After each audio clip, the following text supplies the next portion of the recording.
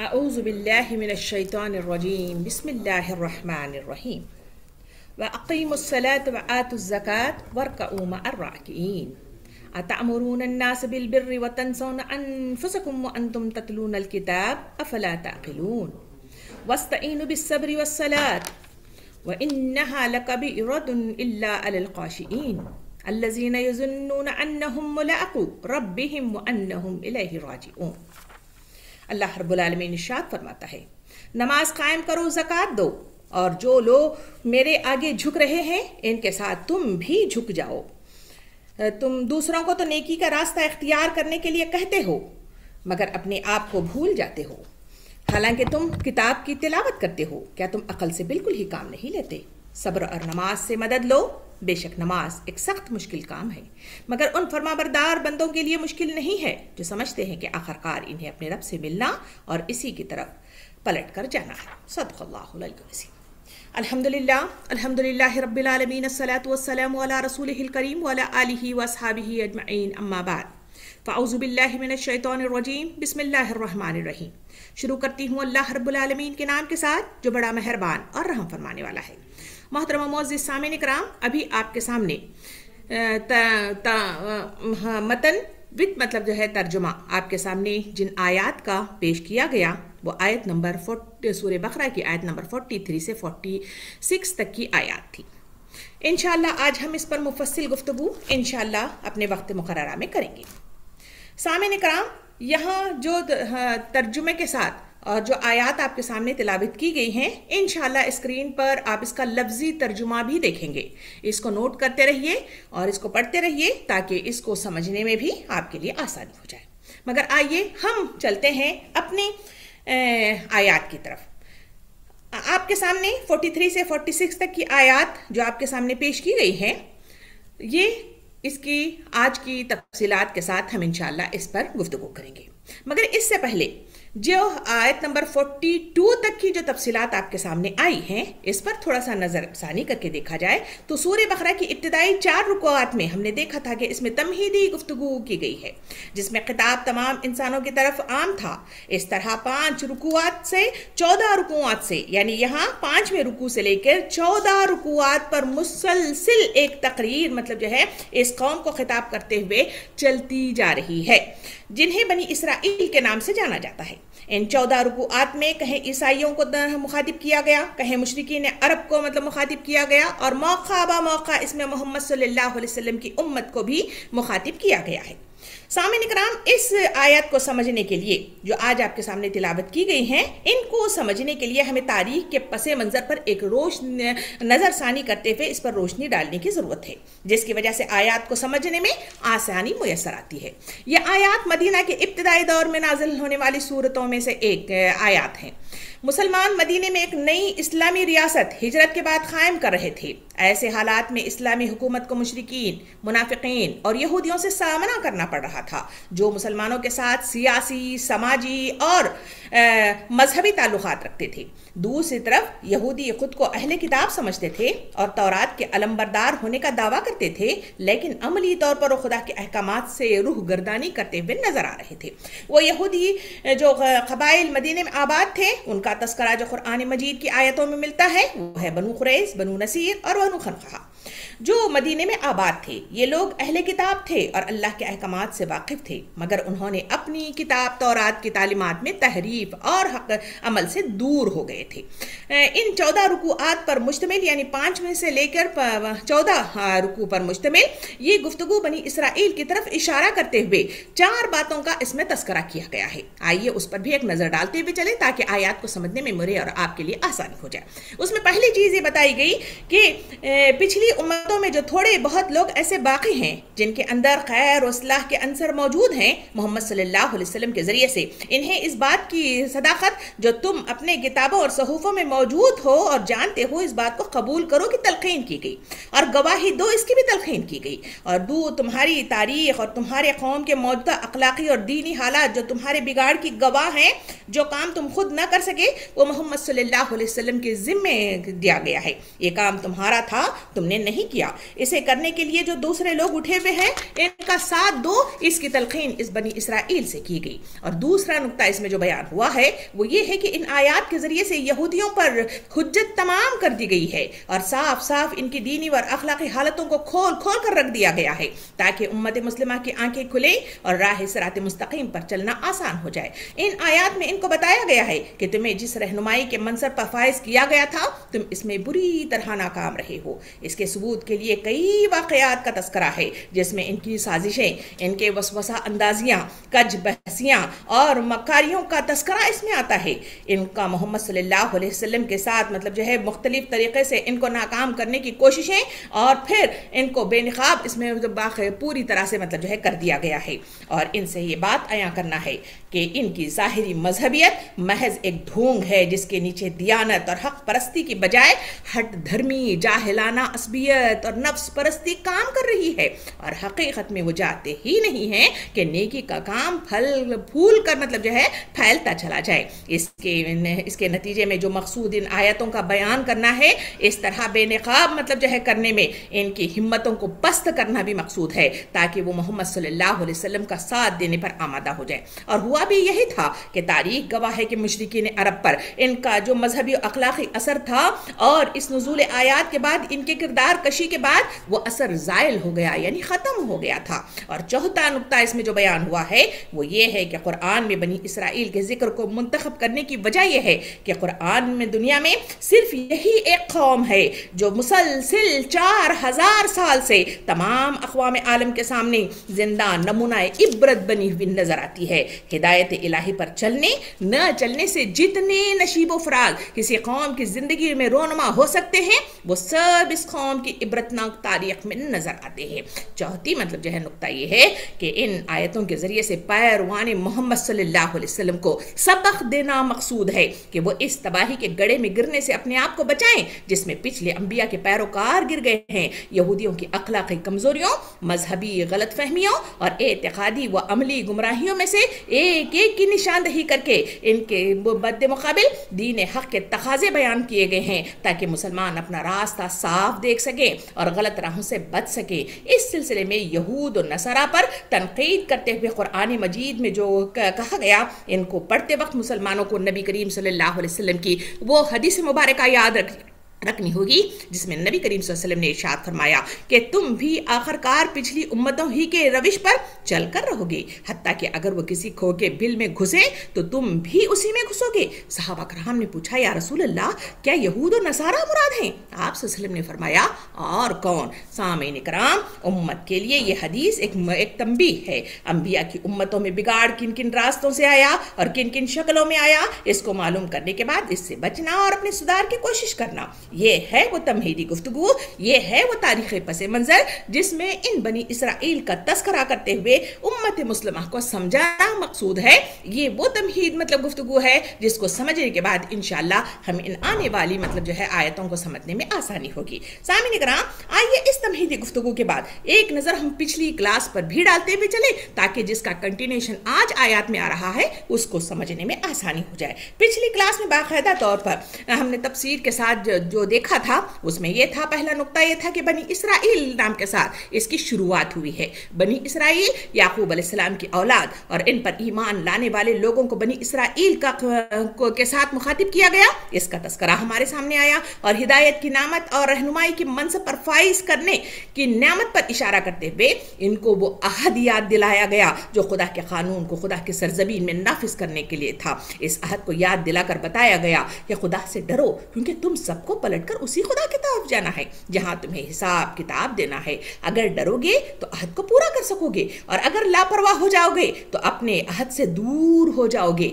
दूसरी उस तफसीर में हमने देखा कि कुरान की तरफ इशारा किया गया जो किताब मुझे और आपको राह हिदायत के नाम पर मंशूर की हैसियत से कुरान मजीद अता किया गया है, उसकी तरफ इशारा करते हुए अल्लाह ताला ने फरमाया, ये वही किताब है जो तुम्हारे पास मौजूद किताबों की ताईद करते हुए आई है, इस पर ईमान ले आओ। इसका तकाजा पेश किया गया। तीसरा मतलब जो है इसमें नुक्ता हमने देखा था कि इसके बाद 4 खसलतें मतलब जो है इन बनी इसराइल की इसमें पेश की गई जिन्होंने अपना हर मतलब जो है साइल के साथ ये रवैया इख्तियार कर लिया था इन 4 खसलतों के साथ जिसकी वजह से शुकूक, शुबात, उलझने, वसवसे पैदा करने की कोशिश वो कर रहे थे, जिसकी तरफ वो इशारा किया गया है, जबकि उनका काम था तबलीग दीन का काम, मगर उन्होंने उसकी बजाय उन्होंने गलत रविश इख्तियार करते हुए 4 खसलतों का तस्करा किया गया। उनमें पहली खसलत ये बयान की गई कि हक बात के होते हुए इनके खुद मुनकर हो गए हैं, लोग इसके इल्म की वजह से इनके पास मरऊब होकर आते हैं और पूछते हैं और वो इनको गुमराह करके शुकूक व शुबात में मुब्तला कर रहे हैं। दूसरा इसमें मतलब जो है खसलत बताई गई कि इनकी कि थोड़ी कीमत पर आयात को बेच डालना, यानी ये लोग दुनियावी फायदों और सियासी फायदों और ख्वाहिशात की तस्कीन और गुरूर की खातिर हक बात को रद्द कर रहे थे। और तीसरा नुक्ता हमारे सामने जो आया खसलत के एतबार से कि बातिल का रंग चढ़ाकर हक को मुश्तबा कर रहे हैं। और चौथा मतलब बताया गया कि जानते बूझते हक को छुपाने की कोशिश कर रहे हैं। सामईन इकराम, ये वो 4 खसलतें हैं जिसका तस्करा हमने अखलाकी गिरावट और असबियत को आपने मतलब जो है बड़ी तफसील के साथ पिछली क्लास में उस्ताजा के जरिए से मतलब जो है तफसील से इसे जानने की कोशिश करती है।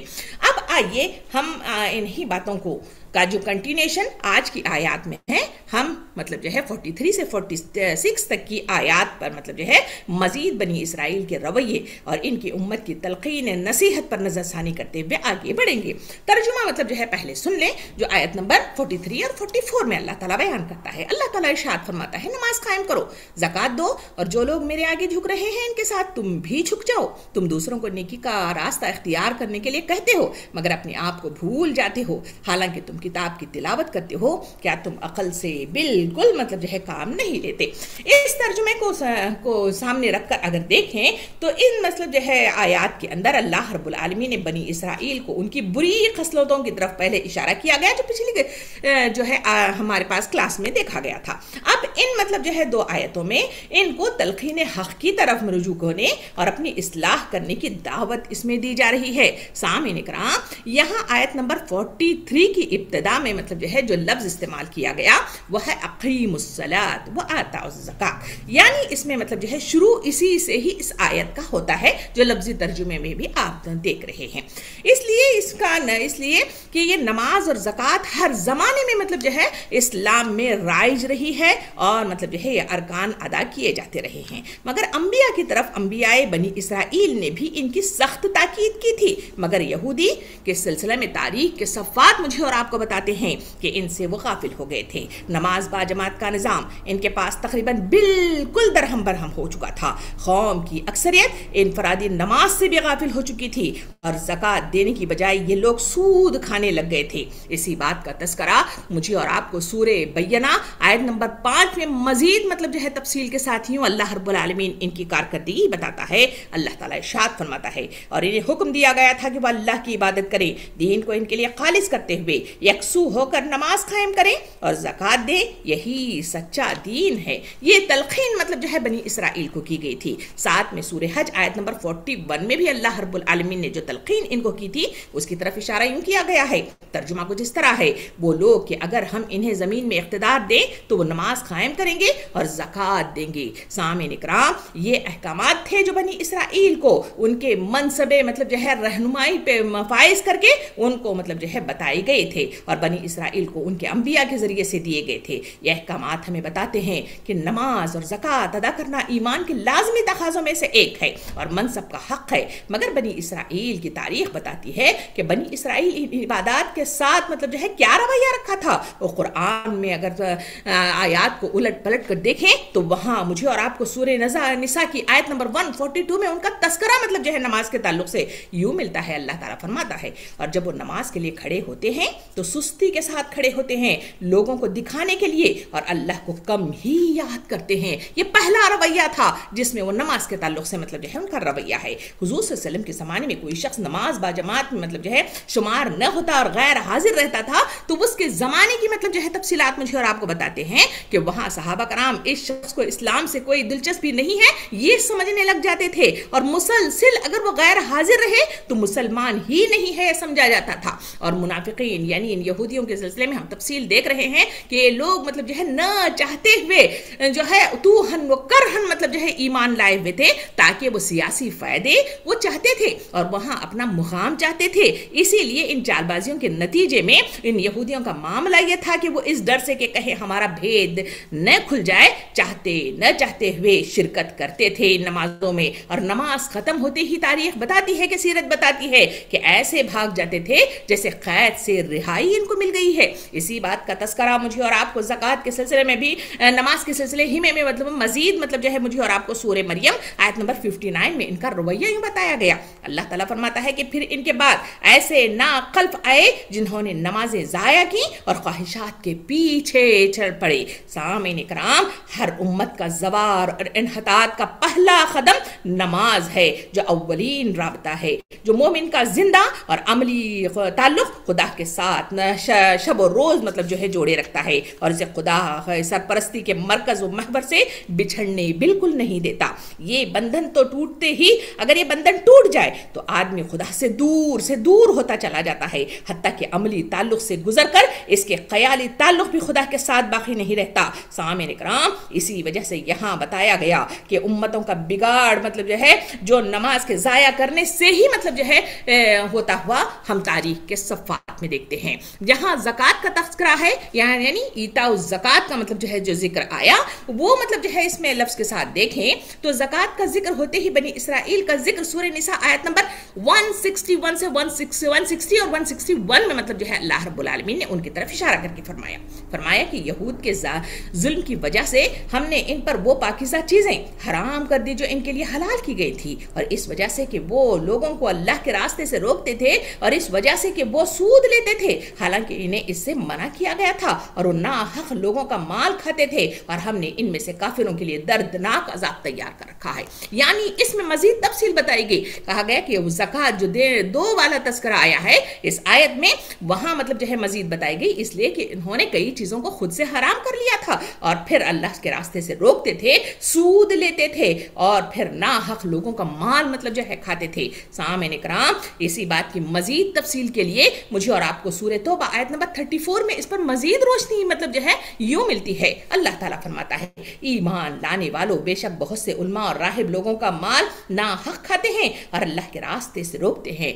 सामीन इकराम, ये आयत यहूद और नसारा के उलमा और राहिबों की जानिब इशारा करती है जो लोगों को ज़कात और खैरात की तरगीब देने की बजाय इनका माल नाजायज़ तरीके से खाते थे। यहूद माल की मोहब्बत में बुरी तरह गिरफ्तार थे और ज़कात देने में हमेशा कंजूसी करते थे। इसी बात का तो तस्करा सूरह आल इमरान आयत नंबर 180 में यूं किया गया। तर्जुमा कुछ इस तरह है, और जो लोग इस माल में बुखल करते हैं जो अल्लाह ने इन्हें अपने फजल से अता किया है, वो ये न समझे कि ये उनके लिए बेहतर है। मजीद नबी करीम सल्लल्लाहु अलैहि वसल्लम ने अपने हदीस मुबारका के जरिए से इस पर रोशनी क्यों डाली। फरमाया नबी सल्लल्लाहु अलैहि वसल्लम ने, जिसने नमाज दिखावे के लिए पढ़ी इसने शिर्क किया, जिसने रोजा दिखावे के लिए रखा इसने शिर्क किया, जिसने सदका दिखावे के लिए दिया इसने शिर्क किया। और एक हदीस मुबारका में नबी सल्लल्लाहु अलैहि वसल्लम ने इरशाद फरमाया कि इस उम्मत में सबसे पहले खुशू को मतलब जो है खत्म कर दिया जाएगा जब तक कि तुम इसमें कोई खुशू करने वाला न देखोगे। सामीन इकराम, ये वो मतलब तफसीलात थी जो मतलब जो है ज़कात और नमाज के देने की मद में मेरे और आपके लिए कुरान और हदीस के मुख्तलिफ मतलब जो है पैराए में मुझे और आपको सामने आती है। अब इसमें इसी मतलब जो है आयत को कंटिन्यू करते हुए इस आयत नंबर 43 में अल्लाह ताला फरमाता है, और जो लोग मेरे आगे झुक रहे हैं इनके साथ तुम झुक जाओ। पहले नमाज का जिक्र, फिर ज़कात का जिक्र, फिर कहा गया कि इनके आगे मतलब जो है जो झुक रहे हैं तो उनके साथ तुम झुक जाओ। ये आयत मतलब जो है जो मेरे और आपके सामने आती है, इस आयत की तकमील के साथ मतलब जो है इसे ख़त्म कर दिया गया है, उनके साथ तुम भी झुक जाओ, यानी वर्कउर राकिईन कहा गया, यानी इन्हें दावत दी गई कि अंबिया के असल दीन की तरफ वापस आओ, नमाज कायम करो, ज़कात अदा करो और मुसलमानों के साथ रुकू करो, यानी इस्लाम को कबूल करो और नबी सल्लल्लाहु अलैहि वसल्लम की पैरवी करो। इसलिए कि ये लोग अपनी जिद और हसद की बिना पर नबी करीम सल्लल्लाहु अलैहि वसल्लम को मानने के लिए तैयार नहीं थे। सामीन इकराम, इस आयत को समझने के लिए, इस बात को समझने के लिए सूरह हज की आयत नंबर 177 की मतलब जो है नजरसानी जरूरी है। अल्लाह ताला इरशाद फरमाता है, आए ईमान वालों रुकू करो, सिजदा करो और अपने रब की इबादत करो और भलाई करो ताकि तुम कामयाब हो जाओ। यानी यहाँ पे कामयाब होने का मतलब बताया गया कि इबादत करना, भलाई का रास्ता इख्तियार करना, ये मतलब जो है आगे मतलब सिजदा रेज होना, यही कामयाबी की अलामत बताई गई है। इन तमाम मतलब जो है बातों को निचोड़ कर जो बात सामने आती है, यहूद और नसारा को बताया गया कि तुम मतलब जो है जिस तरह रास्ते को रोकने की कोशिश कर रहे हो और जिस तरह इसे शुकूक व शुबात में मुब्तला कर रहे हो, तुम्हारे पास किताबें पहले मौजूद थी, उस पर उसी की ताईद में नबी करीम सल्लल्लाहु अलैहि वसल्लम के जरिए से कुरान मजीद का नुज़ूल हुआ है। इसकी बात को मानो, इस मंशूर को कबूल कर लो और इसके नबी करीम सल्लल्लाहु अलैहि वसल्लम की इत्तबा करो और साथ में उनके साथ ही झुक जाओ, ज़कात अदा करो और नमाज अदा करो। ये मुकम्मल दीन है। इसमें की तफसीलात इस आयत के जरिए से उनको दी गई है। अब आते हैं आयत नंबर 44 की तरफ। अल्लाह रब्बुल आलमीन इरशाद फरमाता है कि तुम दूसरों को तो नेकी का रास्ता इख्तियार करने के लिए कहते हो मगर अपने आप को भूल जाते हो, हालांकि तुम किताब की तिलावत करते हो। क्या तुम अकल से बिल्कुल ही काम नहीं लेते? सामीन इकराम, इस बात को समझने के लिए नबी करीम सल्लल्लाहु अलैहि वसल्लम की हदीस मुबारक यूं बयान होती है कि नबी बनी इसराइल में बिगाड़ इस वक्त शुरू हुआ कि एक शख्स दूसरे को बुराई करते देख लेता और कहता कि ऐ शख्स खुदा से डर और ये अमल छोड़ दे, ये तेरे लिए जायज नहीं है। लेकिन अगले दिन वही शख्स इनके साथ बैठता, खाता, ताल्लुकात रखता। जब उन्होंने ये अमल इख्तियार किया तो अल्लाह ने इनके दिलों को एक दूसरे के साथ मिला दिया है। ये आयत और ये हदीस तंबीह करती है कि नेकी की तबलीग करें तो खुद भी अमल करें। दूसरी हदीस मुबारक में मुझे और आपको नबी करीम सल्लल्लाहु अलैहि वसल्लम ने इस तरह मतलब जो है रहनुमाई की कि आलिम जो दूसरों को नेकी की तालीम देता है लेकिन खुद को भूल जाता है, इसकी मिसाल चिराग की सी है जो दूसरों को रोशनी देता है लेकिन खुद जलकर राख हो जाता है। और दूसरी तरफ नबी करीम सल्लल्लाहु अलैहि वसल्लम ने हदीस मुबारक में इरशाद फरमाया कि क़यामत के दिन एक शख्स को लाया जाएगा और इसे आग में डाल दिया जाएगा। इसकी आंतें बाहर निकल आई हुई होंगी और वो इनके साथ चक्की में गधे की तरह चक्कर लगा रहा होगा। जहन्नमी लोग इसके गिर्द जमा हो जाएंगे और पूछेंगे कि ऐ फला शख्स, तेरा क्या हाल है? क्या तू नेकी का हुक्म नहीं देते थे और बुराई से मना नहीं करते थे? वो कहेगा कि हाँ, मैं नेकी का हुक्म देता था लेकिन खुद इस पर अमल नहीं करता था और बुराई से मना करता था लेकिन खुद वो काम करता था। मजीद मतलब जो है रोशनी डालते हुए नबी करीम सल्लल्लाहु अलैहि वसल्लम ने इरशाद फरमाया, जो इल्म के बावजूद अमल नहीं करता वो ऐसे है जैसे वो किताबें उठाया हुआ गधा हो। सामीन इकराम, जबकि अल्लाह रब्बुल आलमीन ने सूरह आले इमरान आयत नंबर 147 की तरफ इशारा करते हुए फरमाया, इन अहले किताब को वो अहद भी याद दिलाओ जो अल्लाह ने इनके साथ किया था। इन्हें किताब की तालीमात को लोगों में फैलाना होगा, इन्हें पोशीदा रखना नहीं होगा। इस बात की तलकीन मूसा अलैहिस्सलाम ने अपनी आखिरी तकरीर में भी की थी कि जो अहकामात मैंने तुमको पहुंचाए हैं इन्हें दिल पर नक्श करना, अपनी आइंदा नस्लों को सिखाना, घर बैठे, राह चलते, लेटे उठते हर वक्त इसका चर्चा करना और अपने घर की चौखटों पर और अपने फाटकों पर इसको लिख देना। हजरत मूसा अलैहिस्सलाम के 700 बरस के बाद के हालात मतलब तारीख बताते हैं कि हैकल सुलेमानी के सज्जादा नशीन और यरूशलेम के यहूदी फरमा रवा तक को ये मालूम न था कि इनके यहाँ तौरात तक जो है कोई किताब भी मौजूद है। इसका मतलब जो है इनको इल्म नहीं था। ये आयत यहूद के उलमा कराम को मुखातिब करती है कि जो लोगों को नेकी का दर्स देते हैं और तौरात के अलमबरदार हैं वो क्यों अपने आप को नजरअंदाज कर रहे हैं। सामीन इकराम, नेकी का हुक्म देना इस्लाम का एक अहम जुज है, लेकिन यह हुक्म की तासीर इस वक्त मुमकिन है जब देने वाला खुद भी इन उसूलों पर अमल पैरा हो जाए। इल्म का हकीकी मकसद अमल की तरफ रहनुमाई करता है। ये आयत हर मुसलमानों के लिए भी मतलब जो है एक तंबी की हैसियत रखती है कि इल्म के साथ अमल को लाजिम करना चाहिए, क्योंकि रियाकारी और मुनाफिकत अल्लाह के यहाँ सख्त नापसंदीदा है। आज के दौर में भी आयत मुझे और आपको बताती हैं कि दीन की दावत देने वाले उलमा और आम मुसलमान अपने आमाल का मुहासिबा करें और दूसरों को नसीहत करने से पहले खुद मतलब जो है अमल करना लाजिमी है। इन आयत को समझते हुए, इन तशरीहात को सामने रखते हुए कहीं मतलब जो है मैं और आप गलत फहमी का शिकार नहीं होना चाहिए कि जब तक हम परफेक्शन इख्तियार नहीं करेंगे तब तक मतलब जो है तबलीग दीन का काम बिल्कुल नहीं करेंगे, क्योंकि मेरी और आपकी पकड़ होगी और ये अहादीस करीमा जो यहाँ बयान किए गए हैं उसके रूह से मैं और आप पकड़ के मतलब जो है मुआजिब हो जाएंगे। सामीन इकराम, अल्लाह रब्बुल आलमीन ने मुझे और आपको जो मतलब जो है मनसब पर फाइज करके खलीफा की हैसियत से जमीन पर उतारा है वहां मतलब जो है हुक्म दिया है कि बल्लिगु अन्नी वलो आया, अपनी तरफ से पहुंचा दो कि एक आयत ही सही, यानी ये वो पैगाम रसानी का काम है। तभी कहें जाकर इस दुनिया के अंदर फैली हुई बुराइयों को रोका जा सकता है। यही वो पैगाम रसानी का काम है जिसके जरिए से अकामत दीन का क़याम और मतलब जो है दीन का प्रचार और इसकी इशाअत मुकम्मल हो सकती है। इसी बात को मतलब जो है इस गलतफहमी को दूर करने के लिए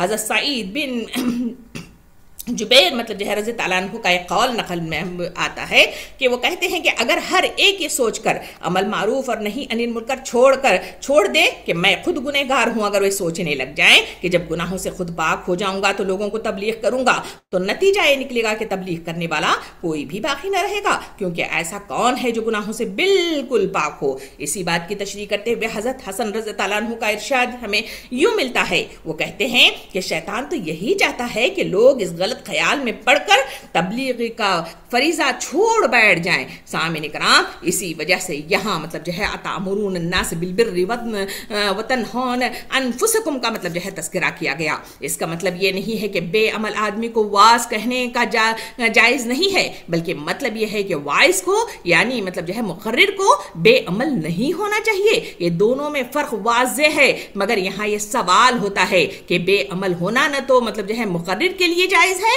और ना गैर मुकर्रिर के लिए, मगर वाज का मतलब जो है जुर्म गैर वाज के जुर्म के मुकाबले में ज्यादा मतलब जो है सख्त तरीन है।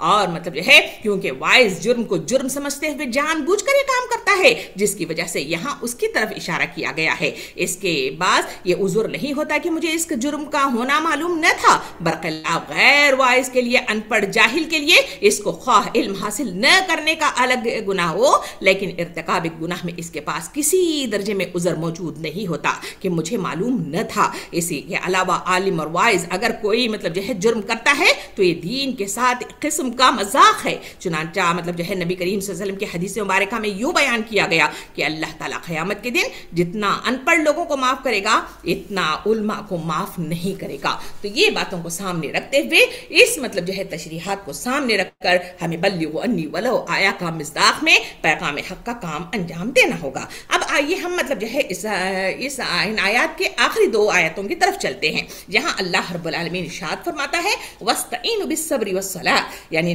नमाज और सब्र और नमाज से मदद लो। बेशक नमाज एक सख्त मुश्किल काम है, मगर उन फरमाबरदार बंदों के लिए मुश्किल नहीं है जो समझते हैं कि आखिरकार इन्हें अपने रब से मिलना और इसी की तरफ पलट कर जाना है। सामिन इकराम, आयत 45 और 46 में मुसलमानों को इस्लाम पर दिल जमी के साथ जमे रहने और अहकाम इलाही पर कारबंद रहने का जो है प्रैक्टिकल मतलब जो है नुस्खा उनको बता दिया गया, और वो है सब्र और नमाज। हुब्बे माल और हुब्बे जा, ये दो मतलब जो है कल्ब की ऐसी बीमारियां हैं जिसके बायस इंसान की दुनियावी जिंदगी और उखरवी जिंदगी अजीरन हो जाती है। और अगर गौर करके देखा जाए तो मालूम होगा कि इंसानी तारीख में अब तक जितनी इंसानियत सूज मतलब जो है लड़ाइयां हुई हैं और जो फसादात बर्पा हुए हैं, और इनमें अक्सर को इन्हीं दो बीमारियों ने मतलब जो है जन्म लिया है, जो तारीख के सफ़ात में मतलब जो है मुतालिया करके देखा जाए तो कौमों का जवाल इन्हीं दो मतलब जो है वजूहात की बिना पर मतलब जो है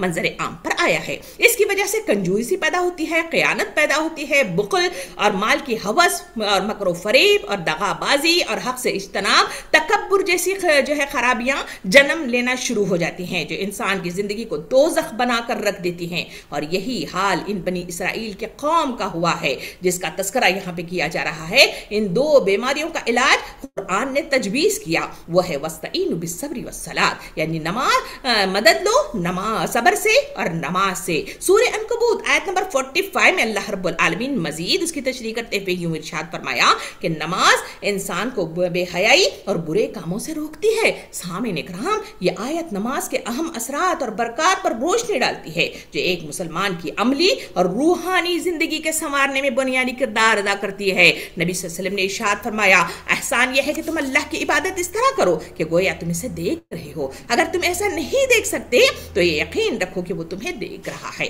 सामीन इकराम, ये ईमान और यकीन की मजबूती का तकाज़ा करता है कि जब ये शऊर इंसान में पैदा हो जाए तो माल की मोहब्बत घट जाएगी और इखलास, आजिज़ी और खुशू मतलब जो है पैदा होगा। इसीलिए नमाज और सब्र के साथ यहाँ लफ्ज़ मतलब जो है काशिईन का मतलब जो है जोड़ दिया गया है।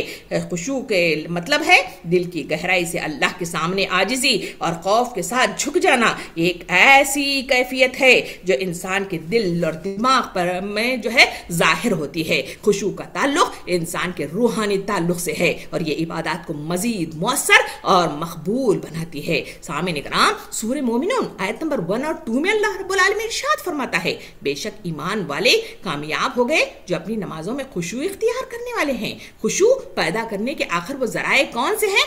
आइए हम आखिरी मतलब जो है हिस्से को देखते हुए अपने दर्स के इख्तिताम तक चले, क्योंकि ये खुशू ही है जो इंसानों को अल्लाह का खुर्ब तलाश करने में, उसके करीब जाने में और अल्लाह की पसंदगी को इख्तियार करने में मदद देता है। सामईन इकराम, उसमें पहला जरिया ये है कि अल्लाह की अजमत शऊर पैदा करना ताकि दिल में अल्लाह का खौफ और मोहब्बत पैदा हो जाए, और दूसरा है नमाज की बेहतरीन तैयारी, यानी अपने दिल को दुनियावी ख्यालात और मतह से आजाद करना होगा। तीसरा जरिया यह है कि नमाज में अदा किए जाने वाले हर लफ्ज को बगौर सोच समझ कर अदा करना होगा। चौथा यह है कि अपने आप को खुदा के हुजूर हाजिरी का तसव्वुर पैदा करते हुए आखिरत की जवाबदेही के साथ खड़े होना होगा। पांचवी चीज यह है कि नमाज में गैर जरूरी ख्यालात से बचने की कोशिशें, यानी खुलूस लिल्लाहियत के साथ नमाज अदा करना इंसान की नमाज को बेहतर और अल्लाह के खुर्ब और उसकी रजा को हासिल करने का जरिया है। ये 5 वो जराए हैं जिसके नतीजे में हम मतलब जो है नमाज में खुशू व खुजू इख्तियार कर सकते हैं। सामईन इकराम, इन तफसीलात को जानने के बाद आखिर में मतलब जो है एक मिनट के लिए हम मतलब जो है पूरी मतलब जो है नुकात को सामने रखने की कोशिश करें जो इन आयात के जरिए से मुझे और आपको हक की नसीहत की गई है। बनी इसराइल का तस्करा आया। बनी इसराइल के वो रवैये मतलब जो है पिछली क्लास से चले आ रहे हैं जहां उन्होंने मुख्तलिफ मतलब जो है बुरी खसलतों के साथ इस मंजर आम पर वो मतलब जो है जाहिर हो गए थे। उसके बाद अल्लाह रब्बुल आलमीन ने वाज़ेह तौर पे मतलब जो है उनकी खसलतें बताई गई कि वो जो है पहला ये है कि वो अल्लाह की इस किताब की ताईद नहीं करते हैं और उसके मुनकिर बन गए हैं। दूसरा, पिछली क्लास में कहा गया कि वो थोड़ी कीमत पर आयात को बेचते हैं। तीसरा, कहा गया कि वो बातिल का रंग चढ़ाकर हक को मुश्तबा करते हैं। चौथी ये कि जानते बूझते हक को छुपाने की कोशिश करते हैं। इसी वजह से अल्लाह ताला ने फरमाया कि अल्लाह का गजब है इन पर, इससे बचने की कोशिश करो। आज की आयत में मतलब मजीद इन बनी इसराइल की तरफ इशारा करके फरमाया, लोगों तुम्हारे पास मंशूर किताब यानी कुरान मजीद और नबी करीम सल्लल्लाहु अलैहि वसल्लम का उस्वा तुम्हारे सामने मौजूद है और उस शख्सियत को तुम मतलब जो है अपने से ज्यादा जानते हो जो तुम्हारे पास आया है, तो इस बात के लिए नमाज को कायम करो, ज़कात को दो और वो जो हुक्म दे रहा है उसके मुताबिक ईमान ले आकर अल्लाह के आगे झुक जाओ। ये मतलब जो है तुम्हारी निजात का जरिया है। और दूसरा कहा गया कि नेकी का हुक्म दूसरों के लिए नहीं बल्कि खुद अपने लिए भी है, अपनी जात की इस्लाह और साथ में दूसरों की इस्लाह। ये वो पैगाम रसानी का काम है जो एक उम्मत मुस्लिमा के हर शख्स को मतलब जो है करना चाहिए। फिर मतलब जो है इसमें फरमाबरदार लोगों के लिए नमाज मुश्किल होती है मगर मतलब जो है नाफरमावारों के लिए मुश्किल होती है, फरमाबरदारों के लिए नहीं होती। और अल्लाह रब्बुल आलमीन के पास मुझे और आपको जाना है, ये वो उखरवी मतलब जो है निजात का जरिया है जो इंसानों के जहनों में मतलब जो है पायबस्त होना चाहिए। तभी कहीं जाकर आदमी सही हक के साथ बात को समझने और इस पर अमल करने में वो कारबंद रह सकता है। अल्लाह ताला मुझे और आपको इस पर अमल करने की तौफीक अता फरमाए और इसके फहम को जहन नशीन करने की मुझे और आपको तौफीक अता फरमाए और साथ में बनी इसराइल का सरवैया मुझे और आपको अपने से अपनाने से बचाए। आमीन। वाखिर दावाना अनिल हम्दुलिल्लाहि रब्बिल आलमीन।